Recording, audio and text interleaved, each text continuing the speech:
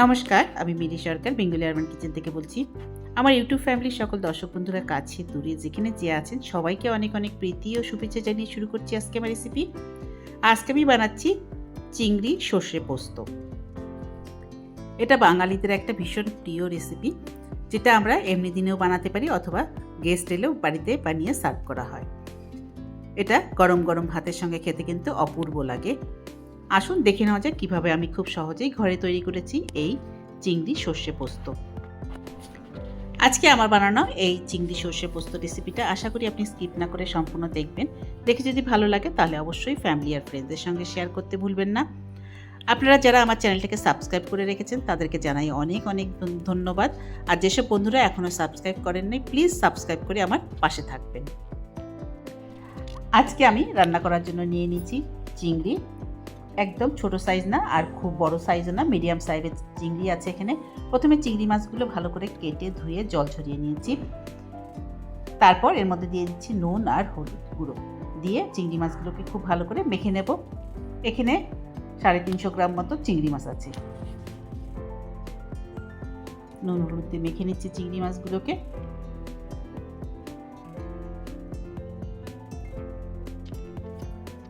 চিংড়ি মাছগুলোকে মেখে সরিয়ে রাখার পর এবার আমি চিংড়ি মাছগুলোকে ভেজে নেব। তার জন্য কড়াই বসিয়ে দিয়েছি। কড়াই গরম হয়ে গেলে দিয়ে দিচ্ছি সর্ষের তেল।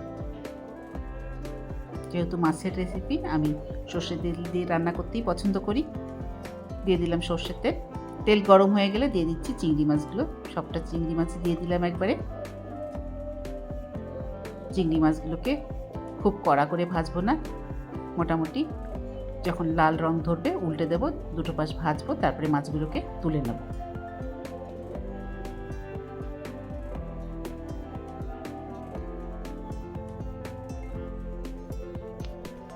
মাছগুলোকে এবার উল্টে দিচ্ছি। উল্টে দেওয়ার পর দুটো পাশই ভাজবো, তারপরে মাছগুলোকে আস্তে আস্তে তুলে নেব।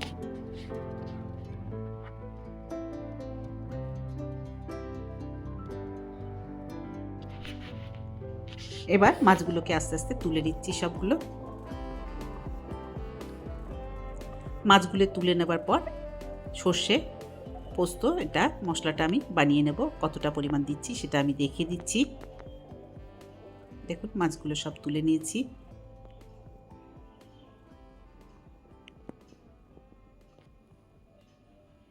এরপর একটা বাটি নিয়ে নিয়েছি।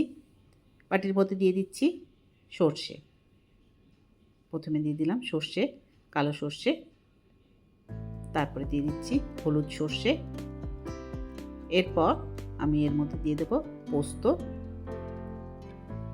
2 চামচ পোস্ত দিয়ে দিলাম। আর দিয়ে দিচ্ছি ছোট্ট এক বাটি নারকেল কোড়া। এগুলোকে সব একসঙ্গে করে বেটে নেব। এবার রান্না করার জন্য আবারও কড়াই বসিয়ে দিয়েছি। কড়াই গরম হয়ে গেলে দিয়ে দিচ্ছি কিছুটা সর্ষের তেল। এখানে 2 চামচ মতো সর্ষের তেল দেওয়া আছে। তারপর দিয়ে দিলাম একটা শুকনো লঙ্কা আর আধা চামচ গোটা জিরে।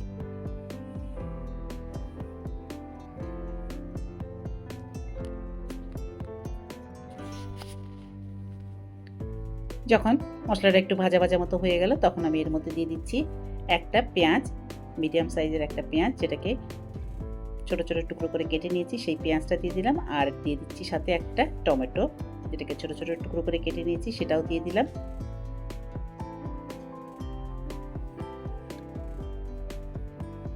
পেঁয়াজ আর টমেটো একসঙ্গে করে ভেজে নিচ্ছি।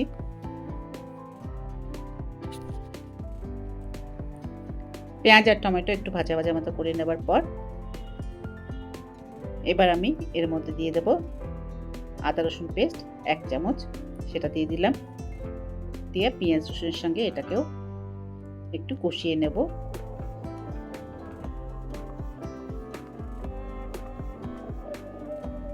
মিডিয়াম আঁচ করে পেঁয়াজ রসুন আদা টমেটো সব একসঙ্গে করে কষিয়ে নিলাম। এরপর এর মধ্যে দিয়ে দিলাম কাঁচা লঙ্কা, 4টে চেরা কাঁচা লঙ্কা দিয়ে দিয়েছি। তারপর দিয়ে দিলাম নুনের 1 চামচ আর হলুদ গুঁড়ো আধা চামচ দিয়ে আবারও খুব ভালো করে কষিয়ে নিচ্ছি।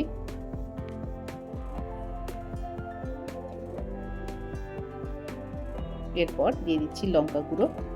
লঙ্কা গুঁড়ো খুব সামান্যই দিয়েছি, আধা চামচ মতো লঙ্কা গুঁড়ো। সাথে দিয়ে দিলাম আধা চামচ জিরের গুঁড়ো, আধা চামচ ধনের গুঁড়ো দিয়ে সব একসঙ্গে করে আবার একটু কষিয়ে নিচ্ছি। এরপর আমি এর মধ্যে দিয়ে দিচ্ছি সর্ষে, পোস্ত, নারকেল একসঙ্গে করে বেটে নিয়েছিলাম, সেগুলো সব একসঙ্গে করে বাটা মশলা সেটা দিয়ে দিলাম। দিয়ে বাকি যে মশলা ছিল সে তার সঙ্গে এটাকে একটুখানি কষিয়ে নেব। অল্প একটু মিনিট খানেক ধরে একটু কষিয়ে নিলেই চলবে।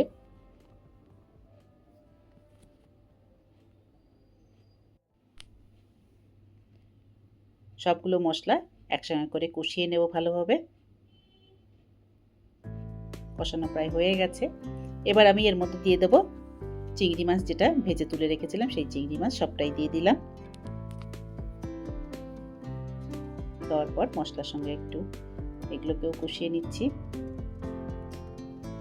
এরপর দিয়ে দেব জল, আধা বাটি জল প্রথমে দিলাম, তারপর আরও আধা বাটি জল এর মধ্যে দিয়ে দেব। এই তরকারিতে খুব বেশি ঝোল হয় না, অল্প গা মাখা মতো ঝোল হয়। এরপর আরও আধা বাটি জল দিয়ে দিচ্ছি। এক বাটি, ছোট বাটির এক বাটি জল দিয়ে দিলাম। দিয়ে খুব ভালো করে নেড়ে দিচ্ছি। তারপর এটাকে ঢাকা দিয়ে দেব ফোটার জন্য।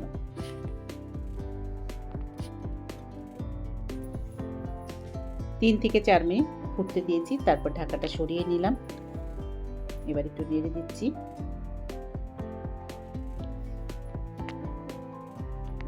আর দেখুন কেমন সুন্দর তৈরি হয়ে গেল আজকে আমার বানানোর রেসিপি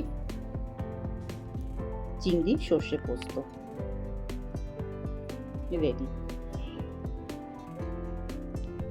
যে কোনো অকেশনে এবার আপনারাও খুব ঘরে সহজে বানাতে পারেন চিংড়ি সর্ষে পোস্ত। আজকে আমার বানানো এই চিংড়ি রেসিপিটা আশা করি আপনাদের পছন্দ হয়েছে। যদি পছন্দ হয়ে থাকে তাহলে অবশ্যই লাইক করবেন, শেয়ার করবেন আর সাবস্ক্রাইব করে আমার পাশে থাকবেন। আবার দেখা হবে নেক্সট ভিডিওতে অন্য কোনো রেসিপি নিয়ে। ভালো থাকবেন। Thank you.